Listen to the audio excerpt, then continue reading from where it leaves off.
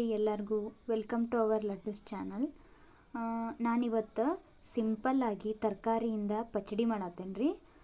ಅದಕ್ಕೆ ಏನೇನು ಬೇಕು, ಹೆಂಗೆ ಮಾಡ್ಬೇಕು ಬರೀ ನೋಡ್ಕೊಂಬರೋಣ.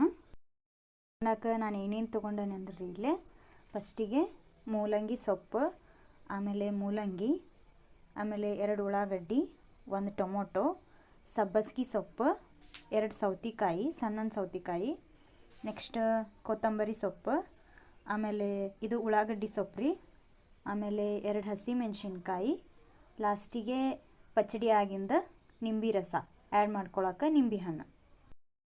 ಈ ಎಲ್ಲ ತರಕಾರಿನ ಕ್ಲೀನಾಗಿ ವಾಶ್ ಮಾಡ್ಕೊಂಡು ಅಗದಿ ಸಣ್ಣಗೆ ಕಟ್ ಮಾಡ್ಕೊಂಬರೋಣ ಬರ್ರಿ.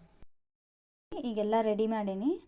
ಇಷ್ಟು ಸಣ್ಣಗೆ ಕಟ್ ಮಾಡ್ಕೋಬೇಕು ನೋಡ್ರಿ.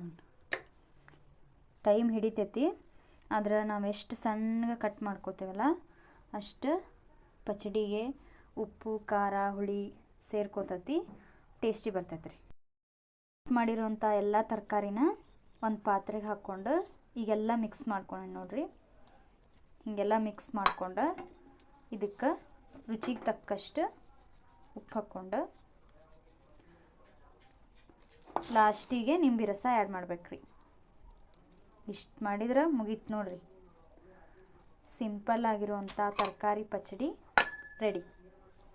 ಇದನ್ನು ನೀವು ಊಟದ ಜೊತೆ, ರೊಟ್ಟಿ ಜೊತೆ, ಅನ್ನ ಸಾಂಬಾರು ಜೊತೆ ಸೈಡಿಗೆ ನೆಂಚ್ಕೊಂಡು ತಿನ್ಬೋದು ರೀ. ಮಸ್ತ್ ಟೇಸ್ಟ್ ಬರ್ತೈತಿ. ಈ ವಿಡಿಯೋ ಏನಾರ ನಿಮ್ಗೆ ಇಷ್ಟ ಆಗಿದ್ರೆ ಪ್ಲೀಸ್ ಲೈಕ್ ಮಾಡಿರಿ, ಚಾನಲ್ ಸಬ್ಸ್ಕ್ರೈಬ್ ಆಗಿರಿ.